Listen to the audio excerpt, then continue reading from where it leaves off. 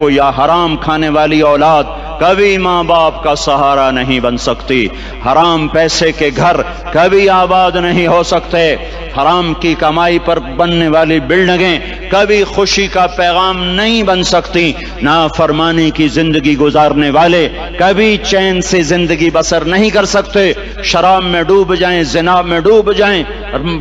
رنگ و روپ میں ڈوب جائیں، مال و دولت کے ڈھیر اکٹھے کر لیں، میرے رب کی قسم، میرے رب کی قسم، میرے رب کی قسم، ایک پل بھی چین پا جائیں تو مجھے الٹا لٹکا دیں، میرے رب کی کتاب غلط ہو جائے گی۔ اگر گناہوں میں چین ملے اور ساز و آواز میں چین ملے، زنا شراب میں اگر چین ملے، سود رشوت جھوٹ میں اگر چین ملے تو میرے رب کی کتاب غلط ہو جائے۔ نہیں، کتاب اللہ غلط نہیں ہے۔ الا بذکر اللہ تطمئن القلوب، الا بذکر اللہ تطمئن القلوب۔ سنو دیوانو، سنو مستانو، سنو غفلت میں ڈوبے ہوئے انسانوں، اگر چین چاہتے ہو، اگر سکون چاہتے ہو، آ جاؤ اللہ کی یاد کی ٹھنڈی چھاؤں میں آ جاؤ، اللہ کی یاد کی ٹھنڈی چھاؤں میں آ جاؤ، یہیں چین ملے گا، یہیں عزت ملے گی، یہیں راحت ملے گی۔ تو میرے اللہ کا اعلان، من اعرض عن ذکری فإن له معیشۃ ضنکا، جو میری یاد سے منہ موڑے گا میں اس کے سینے کو بند کر کے رکھ دوں گا، اس کے سینے میں گھٹن پیدا کر دوں گا، کوئی صورت، کوئی مورت، کوئی روپ، کوئی ساغر، کوئی جام، کوئی مینا اس کے دل کو نہیں بہلا سکتا، کوئی منظر، کوئی وادی، کوئی مرغزار، کوئی کوثر اس کے اندر کی آگ کا ٹھنڈک کا سامان نہیں بن سکتا۔ یہ وہ آگ ہے جو جب یہ جلتی ہے تو صرف اللہ کی اطاعت کا ٹھنڈا پانی ہے جو اسے بجھا سکتا ہے، ورنہ ہر نافرمانی اس کے اندر آگ کو بھڑکاتی جائے گی اور یہ اپنے ہی شعلوں میں سلگتا بے نشاں ہو کر، بے منزل ہو کر مر جائے گا۔ اس سے پہلے واپس آ جاؤ کہ زندگی کی شام ہو جائے، جو لوٹ آئیں تو کچھ کہنا نہیں، بس دیکھنا انہیں غور سے جنہیں منزلوں پہ خبر ہوئی کہ یہ راستہ کوئی اور تھا۔ زندگی کی شام سے پہلے توبہ کرو، زندگی کی شام سے پہلے واپس لوٹو، نافرمانی میں ہلاکت کے سوا کچھ نہیں ہے اور فرما برداری میں کامیابی کے سوا کچھ نہیں ہے۔ میرے اللہ نے سوال کا جواب دیا، خالق اللہ، مالک اللہ، مصور اللہ، مدبر اللہ، اور اس زمین آسمان پر حکومت کرنے والا تنہا اللہ۔ پھر اللہ دوسرا سوال کرتا ہے، افحسبتم انما خلقناکم عبثا، ایک بات تو بتاؤ تمہیں بیکار پیدا کیا ہے؟ دوسرا سوال، ایحسب الانسان ان یترک سدی، ایک بات تو بتاؤ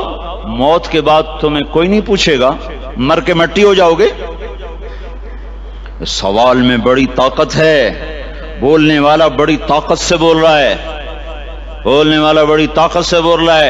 اس میں اپنی مکھی کو مسل کر کہتے ہیں نا، کیا حقیر مکھی، اللہ کے لہجے میں ایک طاقت ہے یہاں۔ افحسبتم انما خلقناکم عبثا، اسلام آباد میں بیکار پیدا ہوئے ہو؟ ایحسب الانسان ان یترک سدی، موت کے بعد کوئی نہیں پوچھے گا، کیڑے کھانے کے بعد ختم ہو جاؤ گے۔ ما خلقنا السماوات والارض وما بینہما لاعبین، کیا سمجھتے ہو میں نے زمین آسمان صرف کھیل کود کے لیے پیدا کیا ہے؟ اب پھر یہاں اللہ نے ہمیں اٹکا دیا، بتاؤ کیوں پیدا کیا ہے، بتاؤ کیوں آئے ہو، کیوں زمین بنی، کیوں آسمان کی چھت تانی گئی، کیوں تو گندے پانی سے اس روپ میں آیا، اور کیوں چلتے چلتے تجھے موت نے آ کے دبوچا اور تجھے زیر زمین پہنچایا، کیوں ہے؟ کسی کے پاس کوئی جواب نہیں ہے،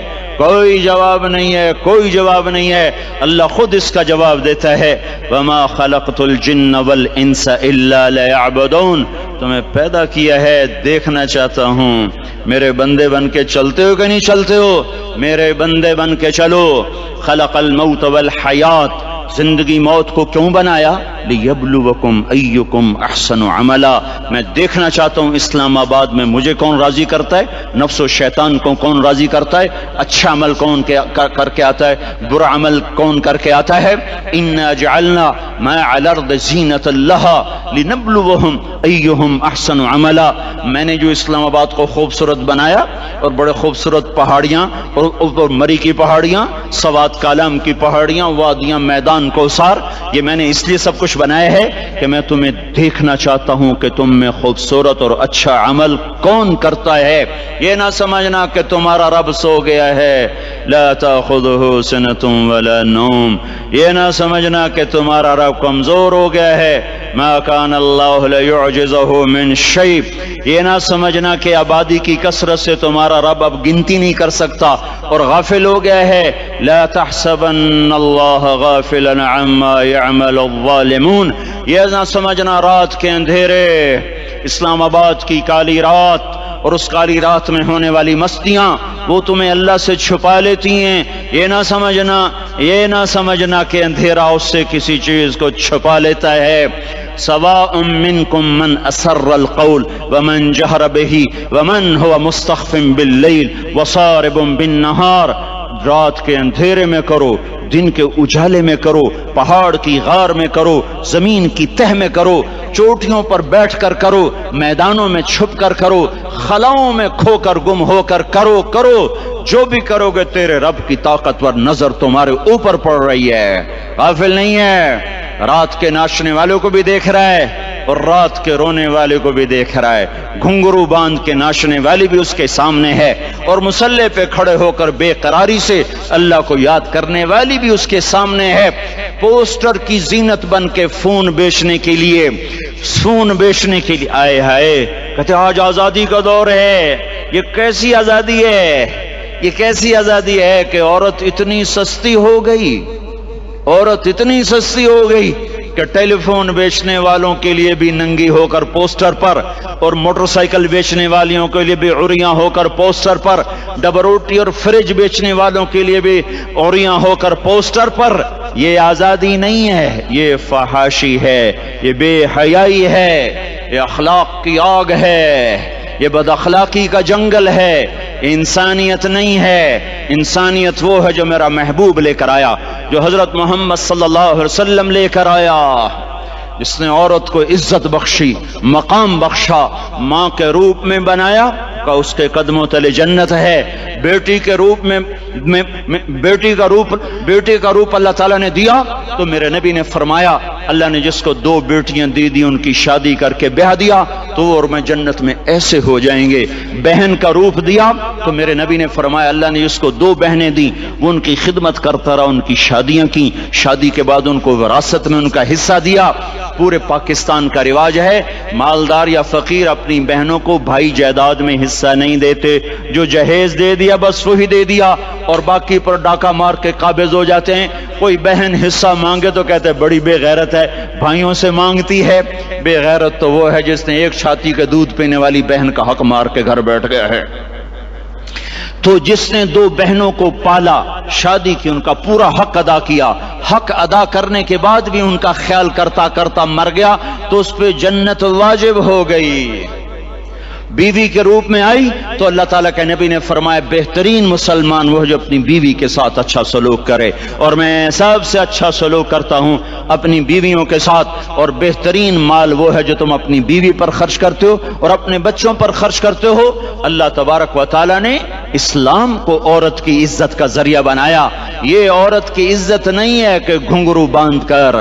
وہ سٹیج پر اس کی چھنکار پہاڑوں کو بھی چھلنی کر رہی ہو اور ایمان کے بھی جنازے اٹھ رہے ہوں۔ کیا ظلم و ستم ہے، جو امت حیا پھیلانے آئی تھی وہی بے حیائی کے اڈے چلانے بیٹھ گئی۔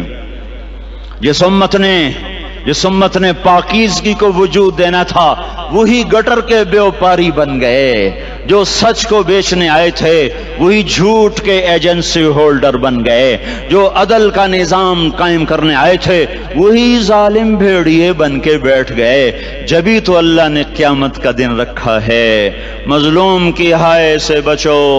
شاید آج طاقت کے نشے میں تجھے کسی ماں کا آنسو ٹپکتا ہوا نظر نہ آئے، شاید کسی بوڑھے باپ کی فریاد تیرے در تک نہ پہنچے، شاید کسی معصوم بچے کا رونا تیرے کان تک نہ پہنچے۔ انتظار کرو، ایک دن آ رہا ہے، ایک دن آ رہا ہے۔ انہم یرونہ بعیدا ونراہ قریبا، تمہیں دور نظر آتا ہے، ہمیں قریب نظر آتا ہے۔ یوم تکون السماء کالمہل وتکون الجبال کالعہن، جب آسمان پھٹ جائے گا، پہاڑ روئی بن جائیں گے۔ اذا السماء